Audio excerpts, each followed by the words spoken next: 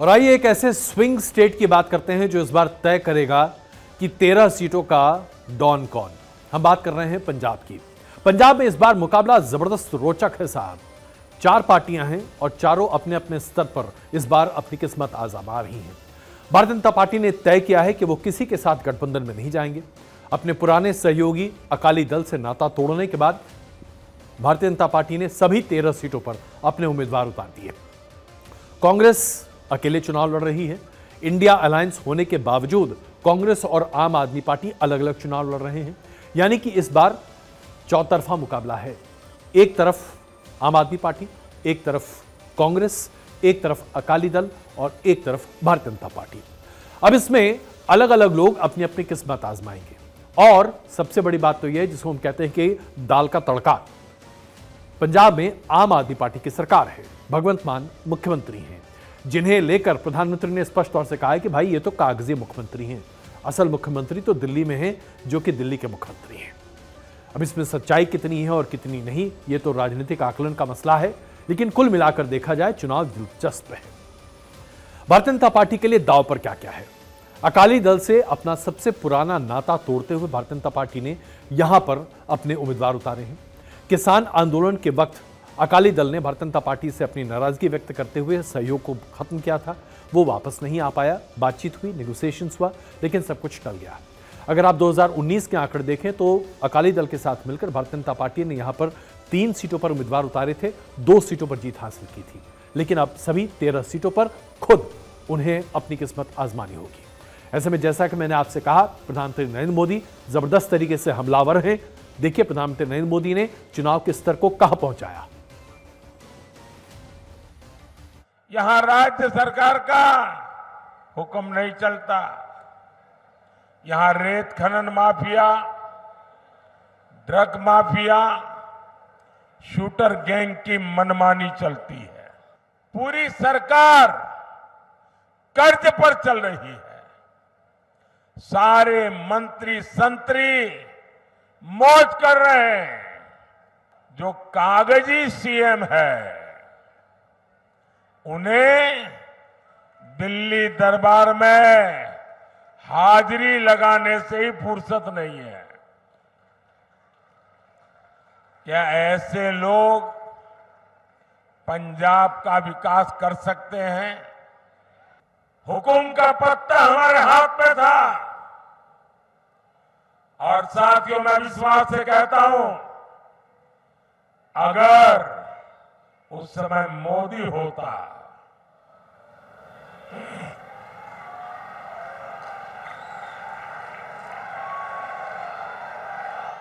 अगर उस समय मोदी होता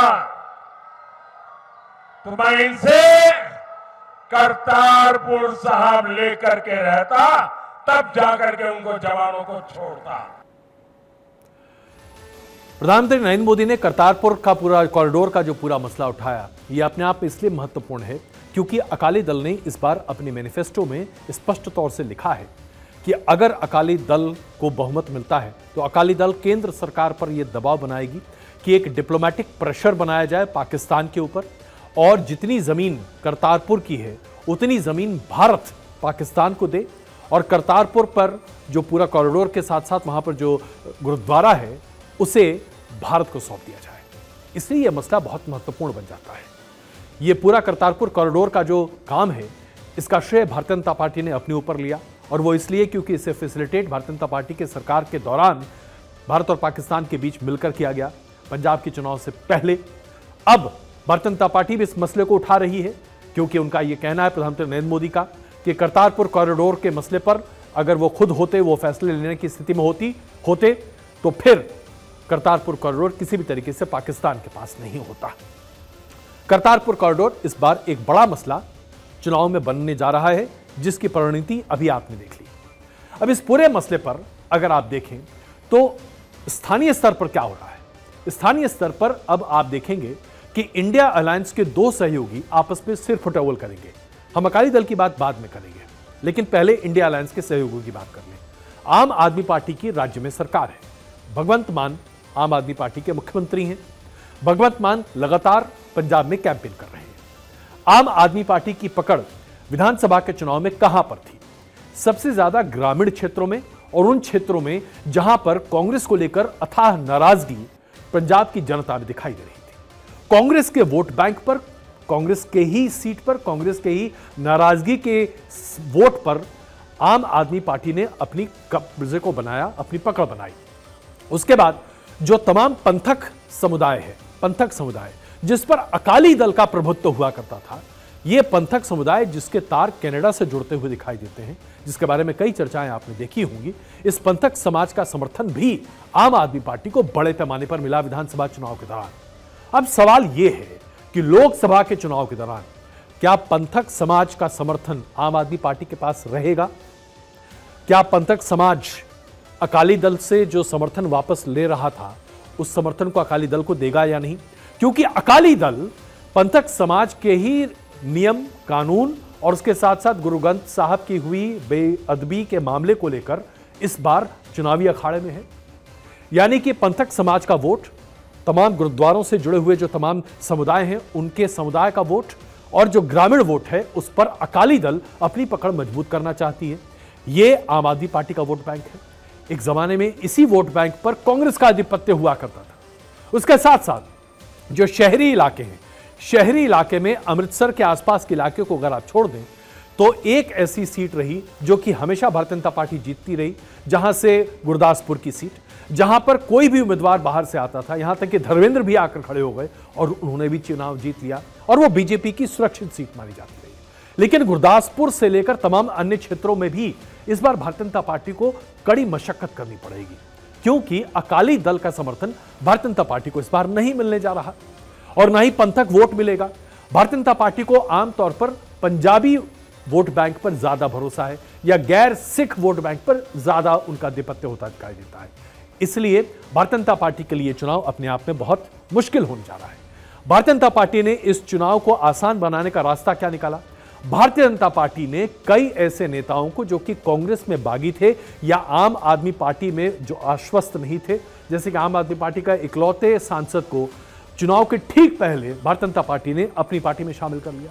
कांग्रेस के कई अच्छे नेताओं को भारतीय जनता पार्टी ने कांग्रेस से बीजेपी में शामिल कर लिया और उन सबको टिकट दे दिया। तो ये जो टर्नकोट्स हैं, इन पर भारतीय जनता पार्टी को बहुत भरोसा है।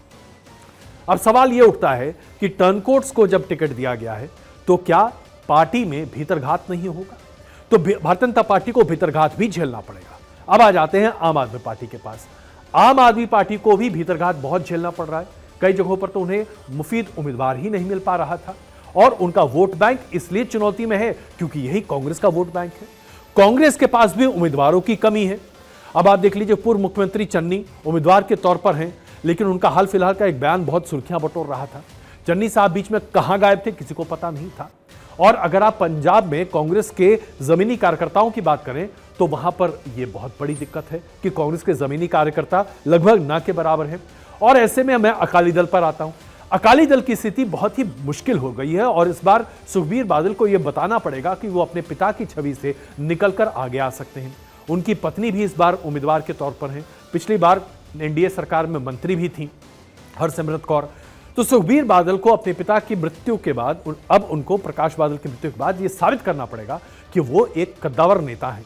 लेकिन पंथक समाज पूरा तरीके से अपना भरोसा अकाली दल को नहीं दे पा रहा और बड़े पैमाने पर अकाली दल को नाराजगी झेलनी पड़ रही है। इन सब फैक्टर्स के बीच में एक बहुत बड़ा फैक्टर है साहब, जिसे अंग्रेजी में कहते हैं एलिफेंट इन द रूम, जिसको हर कोई जानता है लेकिन कोई बोलना नहीं चाहता उसके बारे में। The elephant in the room in Punjab is farmer distress, किसान आंदोलन। आपने देखा 2 बार किसान आंदोलित होते हुए दिल्ली की सीमा तक पहुंचे। 1 साल तक दिल्ली की सीमा पर थे और उसके बाद भी करीबन 100 दिन तक दिल्ली की सीमा पर अभी हाल फिलहाल थे। इस विरोध की वजह से भारतीय जनता पार्टी के कई प्रत्याशियों को तो कई जगहों पर कैंपेन ही नहीं करने दिया जा रहा। प्रधानमंत्री नरेंद्र मोदी को लेकर भी वहां पर चुनावी सभा को लेकर संशय था कि क्या इसमें कहीं काले झंडे तो नहीं दिखाई देंगे, क्या प्रधानमंत्री के सामने कुछ बेअदबी तो नहीं हो सकती है। ये चिंताएं थी साहब, ये वास्तविक चिंताएं। तो किसान आंदोलन एक बहुत बड़ा फैक्टर है। अब किसान आंदोलन किसको फायदा देगा? भगवंत मान की माने तो भगवंत मान ने किसान आंदोलन के समय किसानों का समर्थन किया, इसलिए आम आदमी पार्टी को इसका फायदा मिलना चाहिए। किसान बड़े पैमाने पर मानते हैं कि कांग्रेस ने भी समर्थन दिया था, तो यानी कि एक तरह से कांग्रेस और आम आदमी पार्टी में किसान आंदोलन से द्रवित किसान बंटते हुए दिखाई देंगे। तो क्या इसका फायदा बीजेपी को मिल सकता है? उसके साथ साथ एक और बड़ा मसला है जिसके बारे में वहां पर बड़ी चर्चा है, अग्निवीर स्कीम। देखिए, हिमाचल प्रदेश और उसके साथ साथ पंजाब, इन दोनों सूबों से बड़ी संख्या में जवान फौज में जाया करते थे। पंजाब में एक तरह से सबसे बड़ा ऑक्यूपेशन तो यही माना जाता है कि आप रेजिमेंट में जाएं, और वो जो एक आन बान शान होती है, मुझ पर ताव देने वाली बात, और 6.25 साढ़े 6 फीट के जवान पंजाब से ही निकल कर आते हैं साहब। अग्निवीर स्कीम 5 साल के लिए है और उसके बाद बेनिफिट्स भी बहुत लिमिटेड हैं, फिर से नौकरी ढूंढनी पड़ती है। ये एक बहुत बड़ा मसला है और अग्निवीर के असंतोष को भुनाने में कांग्रेस और आम आदमी पार्टी बड़े पैमाने पर पंजाब में सक्रिय है। इसके साथ साथ एक और बड़ा मसला है जिस पर अभी तक भगवंत मान की सरकार बहुत डिलीवर नहीं कर पाई है, वो है नशा। नशे का कारोबार पंजाब में बहुत ही व्यापक है। इसके बारे में अकाली दल की सरकार से लोग बहुत नाराज थे, सरकार उखाड़ कर फेंक दी। कांग्रेस की सरकार अमरिंदर सिंह की आई, अमरिंदर सिंह के लिए भी बहुत नाराजगी थी, उसको भी एक तरह से झटका मिला और उनको जाना पड़ा, मुख्यमंत्री चन्नी बनाया गया और उसके बाद भी कांग्रेस की सरकार गई। आम आदमी पार्टी को भी अब इस विरोध को बड़े पैमाने पर झेलना पड़ रहा है क्योंकि भगवंत मान की सरकार इस पर ठोस कार्रवाई नहीं कर पा रही है। क्या भारतीय जनता पार्टी एक विकल्प के तौर पर यहां सामने आ सकती है? यह है। और अंत में एक छोटी सी बात और, इस बात को जानकर आप ताज्जुब करेंगे कि पंजाब वो सूबा है जहां देश के सबसे ज्यादा शेड्यूल कास्ट रहते हैं। 34% शेड्यूल कास्ट आबादी पंजाब में है। शेड्यूल कास्ट का जो बहुत बड़ा आंदोलन था, कांशीराम ने पंजाब से ही शुरू किया था। शेड्यूल कास्ट आमतौर पर जट सिख के वोटिंग पैटर्न्स के आधार पर ही वोट करते चले आए हैं। जट सिख इस बार बड़े पैमाने पर बटे हुए हैं आम आदमी पार्टी और कांग्रेस के बीच में। ऐसे में शेड्यूल कास्ट का वोट कहां जाएगा, यह तय करेगा कि पंजाब का सरदार कौन बनने जा रहा है। तो ये कई तरह की पॉसिबिलिटीज और सिनेरियोज मैंने आपके सामने रखी।